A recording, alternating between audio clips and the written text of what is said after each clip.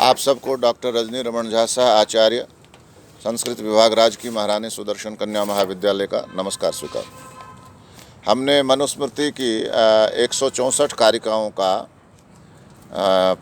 पारायण कर लिया, अध्ययन कर लिया और कुछ और लगभग 175 कारिकाओं तक हम पढ़ेंगे और एक तरह से वह पूरा, वैसे तो 249 कारिकाएँ हैं उसमें, 249 संस्कृत में कहें तो 49,अधिक इतनी कारिकाएँ हैं। तो अब उसको हम देखेंगे। अब 10-15 कारिकाएँ हैं, वो अगले सप्ताह हो जाएंगी। बड़ी बात यह है कि आपको एक बार पुनः मैं सिलेबस भेजूंगा। कुछ छात्राएं नए उसमें जुड़ी हैं, उनके पास संभवतः सिलेबस नहीं पहुंचा होगा, तो एक बार सिलेबस भेजूंगा, फिर मैं उसी के अनुसार फिर आगे चलेंगे। लेकिन अभी कुछ बातें जो आपको मैं मोटा मोटी समझा देना चाहता हूं, वह यह है कि 2 प्रश्न पत्र होंगे, स्वाभाविक है। 2 प्रश्न पत्र होंगे तो 100 अंकों के होंगे। तो पहले 10 प्रश्न होंगे 2-2 अंकों के, 10 दूना 20 अंक। और दूसरा जो खंड होगा उसमें 5 प्रश्न करने होंगे आपको, वो हैं 8-8 अंकों के, तो 40 और 20 60 हो गए। और तीसरा खंड जो है वह 2 बड़े बड़े प्रश्नों का होगा, वो है 20-20 अंकों का होगा, तो 40 वो भी हो गए, तो 40-40 80 20 100 इस तरह से दोनों ही प्रश्न पत्रों का विभाजन रहेगा, अंक विभाजन। पहला खंड है उसमें 10 हैं, तो 10 के 10 करने हैं आपने। और दूसरा खंड जो है जिसमें 5 करने हैं, उसमें 8 प्रश्न रहेंगे, 7 या 8 प्रश्न रहेंगे, 7 प्रश्न रहेंगे। और तीसरा खंड जो है उसमें जिसमें आपने 2 करने हैं, उसमें 4 प्रश्न रहेंगे। तो इस तरह से आपको प्रश्नों का विभाजन किया जाएगा, उसी में अंक हैं। एक बार मैं बता चुका हूं, लेकिन मैं फिर दोहरा दूं कि जो पहले 10 प्रश्न हैं वो उसको कहते हैं वस्तुनिष्ठ प्रश्न। वो उसको अंग्रेजी में कहेंगे तो ऑब्जेक्टिव प्रश्न है, एकदम बिल्कुल फोकस रहता है कि भाई 1 शब्द में, 2 शब्द में, 50 शब्दों में उसका उत्तर है। लेकिन कई प्रश्न ऐसे हैं जिसमें एक शब्द में भी उसका उत्तर हो सकता है। जैसे मान लीजिए कि मनुस्मृति के रचयिता कौन है, तो मनु है, तो मनु से काम चल जाएगा, है भी लिखने की ज़रूरत नहीं है। दूसरा जो खंड है वो 5 प्रश्न होंगे 8-8 अंकों वाले, उसमें 200 शब्दों में उत्तर देने हैं। और इसी में आपकी व्याख्या आएगी, श्लोकों की व्याख्या आएगी, कोई सिद्धि आ सकती है व्याकरण में। और तीसरा जो होगा वह बड़ा जिसको हम सब्जेक्टिव कहते हैं अंग्रेजी में, और हिंदी में उसको विषयनिष्ठ प्रश्न कहते हैं, विषयनिष्ठ। इसमें आपकी बुद्धि, आपका दिमाग, आपकी लिखने की शैली, यह सब कुछ देखा जाएगा। तो यह विषयनिष्ठ प्रश्न होगा। ऐसे 2 प्रश्न आपने करने हैं, तो 20 दूना 40, तो 40-40 80 और 20 100 अंकों का ये हो जाएगा। तो ये तो अंक विभाजन मैंने बताया आपको। पहले प्रश्न पत्र में स्वप्न वासव दत्तम है, भास का लिखा हुआ, और 6 अंकों का नाटक है, वो पढ़ना है अपन ने। और वाल्मीकि रामायण है। वाल्मीकि रामायण तो वो तो बहुत बड़ा है, लेकिन ये प्रथम सर्ग है, प्रथम कांड यानी बाल कांड का प्रथम सर्ग है, 100 श्लोकों का, वह पढ़ना है अपन ने। और तीसरा जो है वो मनुस्मृति है, जो हम पढ़ रहे हैं अभी।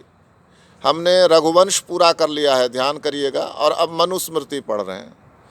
तो मनुस्मृति भी लगभग 249 कारिकाएँ हैं। अब उनको पूरा पढ़ना जो है वो बहुत समय भी लगेगा, और उसकी परीक्षा की दृष्टि से बहुत उपयोगिता भी नहीं है। इसलिए 175 या 180 कारिकाएँ पढ़ के हम इसको पूरा मानेंगे। अभी 164-65 पर चल ही रहे हैं, तो ये मनुस्मृति हो जाएगी। हितोपदेश है, एक हितोपदेश छोटी छोटी कथाओं का एक संग्रह मान लीजिए। एक कथा चल रही है कि कोई पंडित जो है वह राजा के बेटों को कहानियाँ सुना रहा है। एक कहानी से दूसरी कहानी निकलती है, दूसरी से तीसरी निकलती है, फिर उनको वापस पहली कहानी पर, दूसरी कहानी पर, दूसरी को पहली पर लाया जाता है। बड़े रोचक ढंग से वो कथा चलती है। हितोपदेश को नारायण पंडित का लिखा हुआ है और उसने विष्णु शर्मा से भी उन्होंने बहुत कुछ लिया है, इसलिए मैंने विष्णु शर्मा एवं नारायण पंडित लिख दिया है, लेकिन मूलतः उसके रचयिता नारायण पंडित ही हैं। तो इसको मैं विष्णु शर्मा को हटा ही देता हूँ, तो नारायण पंडित हैं। इसके बाद काव्य दीपिका है। काव्य दीपिका क्या है? अलंकार के बारे में है। अलंकार भी आपने पढ़ना है। अलंकार से ही कोई साहित्य बनता है, कविता बनती है, कहानी बनती है। जैसे मान लीजिए अब मैं अभी उद्यान में बैठा हूँ और कहूँ कि मैं उद्यान में बैठा हूँ, और यह कहूँ कि ठंडी हवा चल रही है और थोड़ी धूप भी है, मैं धूप का भी आनंद ले रहा हूँ, तो ठीक है, सुनने में अच्छा लगता है, लेकिन वो कविता वाली बात इसमें उभर कर नहीं आती है। तो कविता वाली बात कब उभर कर आएगी? जब इसमें अलंकार होंगे।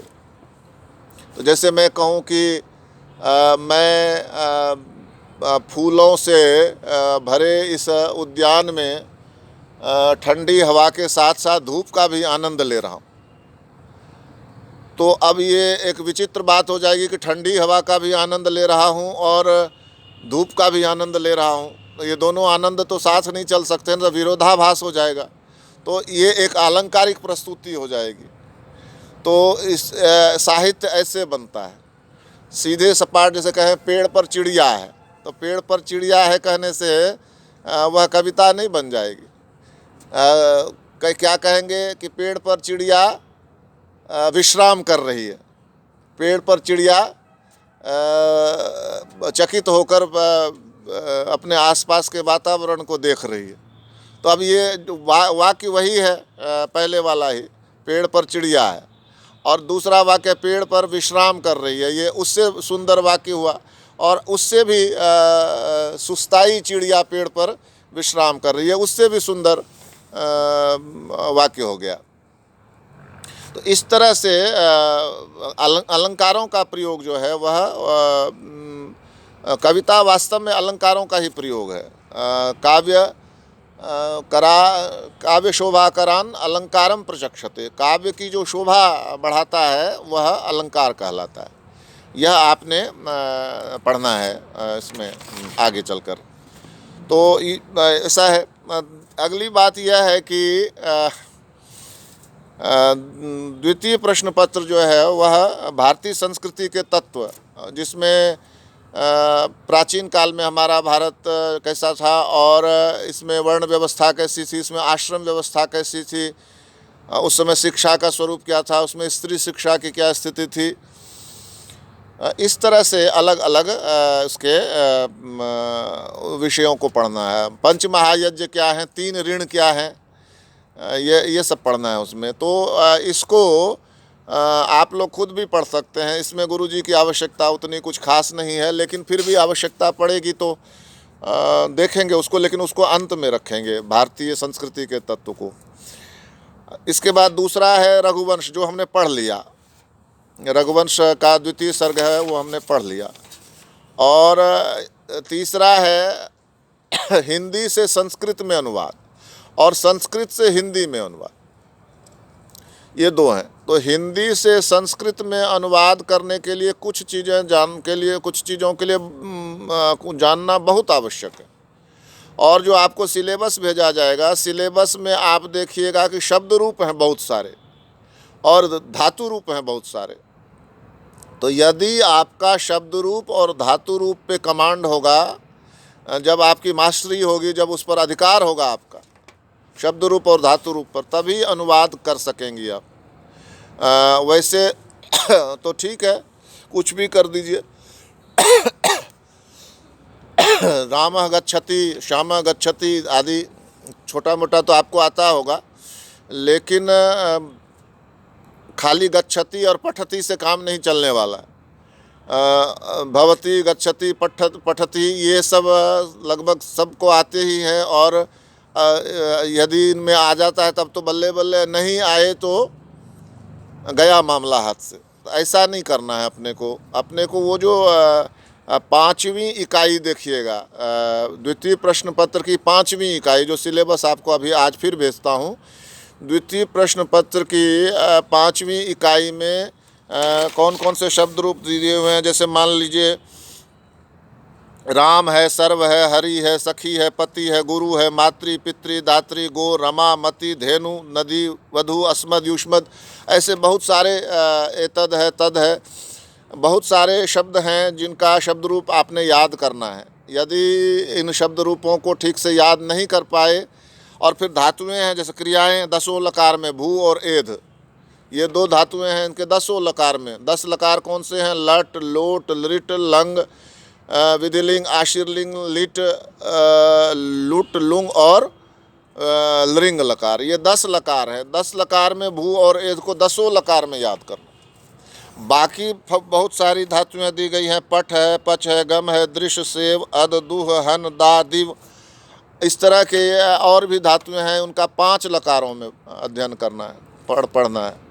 तो इस तरह से क्या हो जाएगा, जब आपके शब्द रूप और धातु रूप पर आपकी मास्टरी हो जाएगी, आपका अधिकार हो जाएगा, तो अनुवाद करने में चाहे संस्कृत से हिंदी करनी हो, चाहे हिंदी से संस्कृत करनी हो, दोनों में ही आपको बहुत ही आसानी, सुगमता हो जाएगी, आसान हो जाएगा आपके लिए अनुवाद करना। तीसरी बात होती है कारक।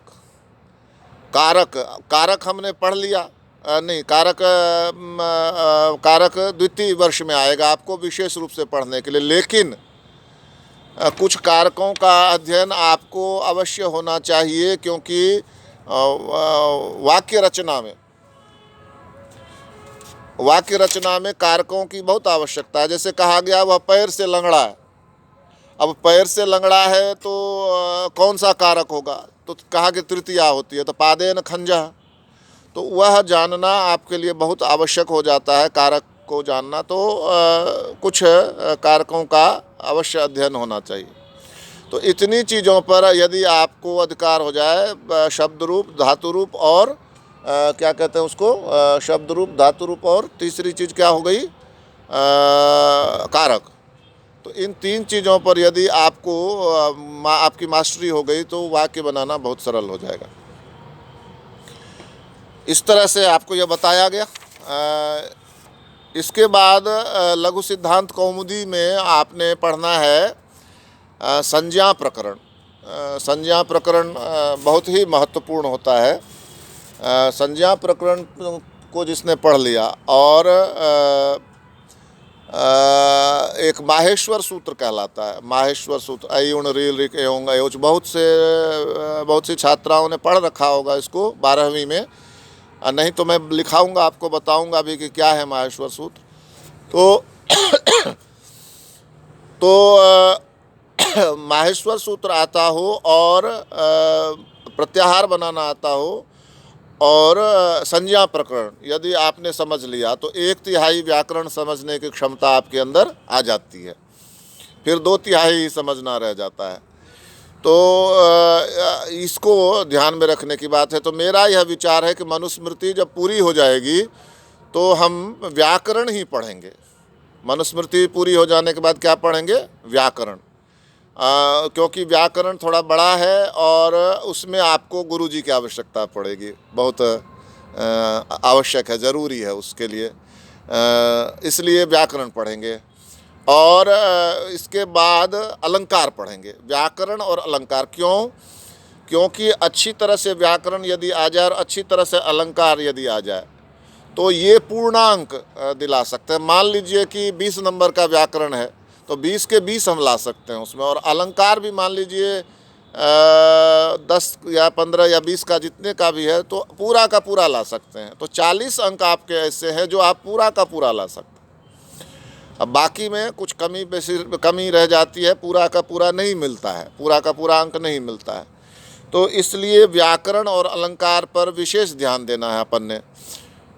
और इसके बाद जब हम मनुस्मृति पढ़ लेंगे तो उसके बाद फिर हम व्याकरण ही पढ़ेंगे, ऐसा विचार करके चलना है। अब रही बात कि पुस्तक कौन कौन सी रहेगी, तो पुस्तक अभी जो लोकप्रिय पुस्तकें हैं, राजस्थान में जो लोकप्रिय हैं और बहुत अच्छी तरह से तैयार की गई पुस्तकें हैं, वह एक तो है डॉक्टर श्री कृष्ण ओझा की, बहुत ही अच्छी पुस्तकें सभी विषय की तैयार की गई हैं, चाहे वह व्याकरण का हो, चाहे वह अलंकार का हो, चाहे वह भारतीय संस्कृति के तत्व हो,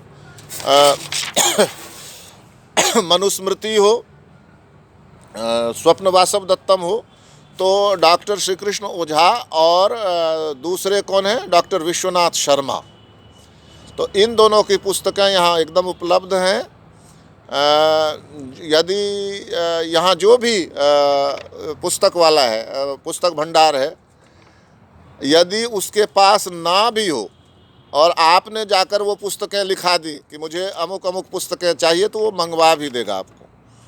तो इसलिए पुस्तक आप खरीदना प्रारंभ करिए। वीडियो चाहे आप कितनी कोशिश कर लें, PDF चाहे कितनी कोशिश कर लें, ये पूरी बात आपको नहीं समझा सकती। उसी तरह से किताब भी आपको पूरी बात नहीं समझा सकती। तीनों को जब आप मिला देंगे तो पूरी बात आपको समझ में आने लगेगी। कि आप पुस्तक में देखेंगे कि ये इसमें यहाँ ऐसा लिखा है, गुरुजी ने ऐसा पढ़ाया। अब दोनों का मिलान करके देखेंगे तब वो धीरे धीरे आपको समझ में पूरी बात आने लगेगी। तो कोई इसमें घबराने वाली बात नहीं है। हो सकता है कुछ समय बाद कॉलेज में आपको प्रवेश दे दिया जाए, खुल जाए कॉलेज आपके लिए, तो जब फिर कक्षाओं में अपनी कक्षाएं प्रारंभ हो जाएगी, कक्षाओं में, क्लासरूम में, तब और आनंद आएगा पढ़ने का। धन्यवाद।